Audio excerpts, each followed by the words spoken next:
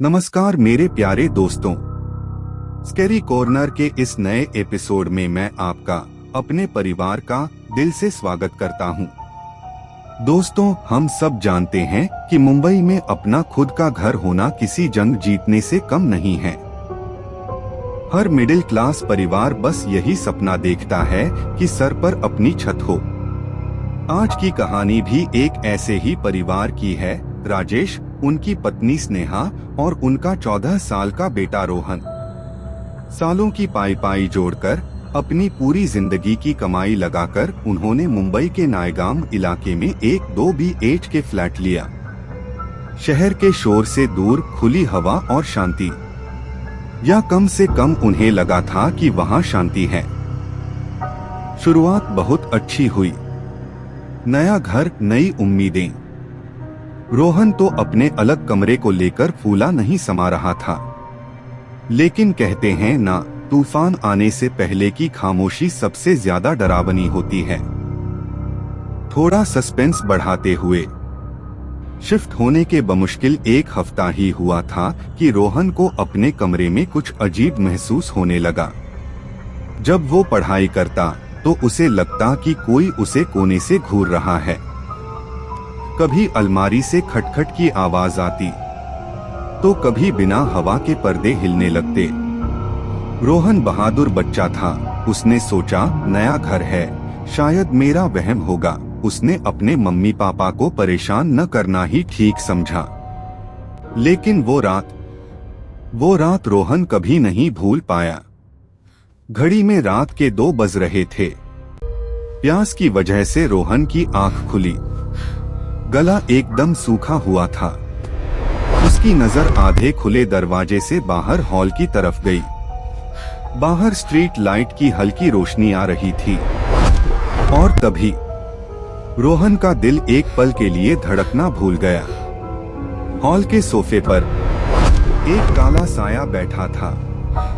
वो कोई इंसान नहीं था, वो बस एक घना काला धुआं था जो इंसान के आकार में जमा हुआ था। और वो साया सीधे रोहन के कमरे की तरफ देख रहा था। रोहन ने डर के मारे आंखें मीच ली। ये सपना है, ये सपना है, वो खुद को समझाता रहा। 1 मिनट बाद हिम्मत करके उसने एक आंख खोली। वो साया सोफे पर नहीं था, वो अब उसके दरवाजे की चौखट पर खड़ा था। रोहन की सांस अटक गई। उसने फिर आंखें बंद कर ली। सन्नाटा इतना गहरा था कि उसे अपनी धड़कनें कानों में सुनाई दे रही थीं। कुछ देर बाद कांपते हुए उसने तीसरी बार आंख खोली, और इस बार उसकी चीख गले में ही घुट गई। वो साया अब दरवाजे पर नहीं, उसके बिस्तर के ठीक बगल में खड़ा था। रोहन ने झटके से कंबल ओढ़ लिया। वो अंदर थरथर कांप रहा था। 10 से 15 मिनट बीत गए, कोई हलचल नहीं। रोहन को लगा शायद बला टल गई। उसने धीरे से कंबल हटाया, और दोस्तों, जो उसने देखा वो किसी की भी जान लेने के लिए काफी था। वो काला साया उसके सीने पर, उसके एकदम चेहरे के सामने बैठा था। एक बिना चेहरे वाला धुआं जो बिना आवाज के एक शैतानी हंसी हंस रहा था। रोहन की चीख से पूरा घर गूंज उठा। राजेश और स्नेहा दौड़ते हुए आए। लाइट जलाई गई, लेकिन वहां कोई नहीं था। माँ ने समझाया कि बुरा सपना है बेटा, नया घर है। लेकिन रोहन जानता था कि वो सपना नहीं था। गंभीर स्वर। अगले दिन से तो जैसे ये नियम बन गया। हर रात वो साया आता, रोहन की छाती पर बैठता और उसे नोचता। रोहन सूखकर कांटा हो गया। उसकी आंखों के नीचे गहरे गड्ढे पड़ गए। एक दिन नहाते वक्त उसने देखा कि उसकी पीठ पर नाखूनों के गहरे खरोंच हैं। डॉक्टर ने कहा, बच्चे के शरीर में खून ही नहीं बचा है, ऐसा लग रहा है कोई अंदर से उसे चूस रहा है। स्नेहा माँ थी, वो समझ गई कि ये बीमारी डॉक्टर की समझ से बाहर है। उसने तुरंत एक विद्वान पंडित जी को बुलाया। पंडित जी घर में आए और मुख्य दरवाजे पर ही ठिठक गए। उनके चेहरे का रंग उड़ गया। जब वो रोहन के कमरे में गए और ध्यान लगाया तो उन्होंने जो कहा उसे सुनकर राजेश के पैरों तले जमीन खिसक गई। पंडित जी बोले, इस घर में बहुत भारी संकट है। यहाँ एक नहीं, दो प्रेत आत्माएं हैं।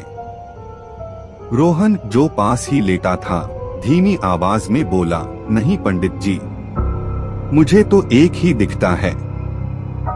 पंडित जी ने रोहन की आंखों में देखा और कहा, बेटा तुझे एक ही दिखता है जो सामने आता है, लेकिन दूसरा वो है जो हमेशा तेरे बिस्तर के नीचे छिपा रहता है। सोचिए दोस्तों, उस बच्चे पर क्या गुजरी होगी। पंडित जी ने बताया कि ये इमारत एक पुराने कब्रिस्तान पर बनी है। वो आत्माएं रोहन को मारना नहीं, अपने साथ ले जाना चाहती थीं। चूंकि वो आत्माएं बहुत शक्तिशाली थीं, पंडित जी को अपने गुरुजी को लाने दूर जाना था। जाते जाते उन्होंने रोहन को एक रक्षा धागा बांधा और चेतावनी दी, चाहे कुछ भी हो जाए ये धागा मत उतारना, ये तुझे बचा कर रखेगा। उस रात वो साया आया। वो रोहन के पास आया, गुर्राया, लेकिन धागे की वजह से उसे छू नहीं पाया। रोहन को लगा कि वो बच गया। वो साया रोहन के आसपास काफी देर तक मंडराया, लेकिन वो रोहन को छू नहीं पा रहा था, इसलिए काफी परेशान सा लग रहा था। रोहन को काफी राहत मिल रही थी।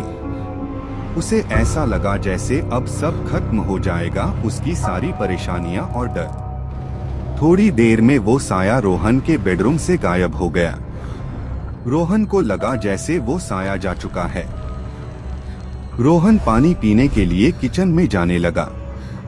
तभी मम्मी पापा के कमरे से कराहने की आवाज आई। रोहन दौड़कर वहां गया और नजारा देखकर उसका खून जम गया। वो काला साया अब उसके पिता राजेश के ऊपर बैठा था और उनकी कलाई से खून पी रहा था। रोहन को देखते ही उस साये ने अपना सिर उठाया और एक भयानक आवाज में बोला, तेरा धागा तुझे बचा लेगा रोहन, लेकिन इन्हें कौन बचाएगा? अगर अभी ये धागा नहीं तोड़ा तो मैं तेरे बाप का सारा खून पी जाऊंगा। रोहन सिर्फ 14 साल का था। वो अपने पिता को मरता हुआ कैसे देख सकता था? उसने रोते हुए चिल्लाया, छोड़ दो उन्हें, मैं धागा तोड़ रहा हूँ। जैसे ही धागा टूटा, वो साया झपटकर रोहन पर आ गया। मूर्ख बालक कहकर वो हंसने लगा और फिर से उसका खून पीने लगा। अब रोहन का कोई रक्षक नहीं था। एक रात जब वो साया अपना काम करके चला गया, रोहन अधमरी हालत में लेटा था। उसे पंडित जी की बात याद आई, दूसरा साया बिस्तर के नीचे है। डर और जिज्ञासा में उसने धीरे से सिर नीचे झुकाकर बेड के नीचे झांका। वहां घने अंधेरे में दो लाल चमकती आंखें उसे ही देख रही थीं। एक सड़ागला चेहरा जो बेड के नीचे से खिसककर उसके करीब आया और फुसफुसाया, हम तुम्हें ले जाएंगे। रोहन बेहोश हो गया। अगली सुबह जब रोहन की सांसें उखड़ रही थीं, तभी दरवाजे पर दस्तक हुई। पंडित जी और उनके गुरुजी आ चुके थे। गुरुजी ने एक पल की भी देरी नहीं की। एक विशेष अनुष्ठान शुरू हुआ। मंत्रों की गूंज से घर की दीवारें कांपने लगीं। वो दोनों काले साए प्रकट हुए, चीखे, चिल्लाए, लेकिन गुरुजी की शक्ति के आगे वो टिक नहीं पाए। मुक्ति भाव का एक जयकारा लगा और एक तेज धमाके के साथ वो दोनों साए जलकर भस्म हो गए। उस दिन के बाद उस घर का शुद्धिकरण करवाया गया। रोहन धीरे धीरे ठीक हो गया, उसकी जान बच गई। लेकिन दोस्तों, आज भी बरसों बाद भी जब रात को रोहन की नींद खुलती है ना, तो वो अपने बिस्तर के नीचे झांकने की हिम्मत कभी नहीं कर पाता। उम्मीद करता हूं कि नायगाम की इस सच्ची घटना पर आधारित कहानी ने आपको भी डराया होगा। मैं तहे दिल से शुक्रिया अदा करना चाहूंगा मेरे सभी loyal scary corner family members का, जो अपना कीमती समय निकालकर मेरी कहानियां सुनते हैं। मिलते हैं अगली कहानी में, तब तक अपना ख्याल रखें। गणपति बाप्पा मोरया।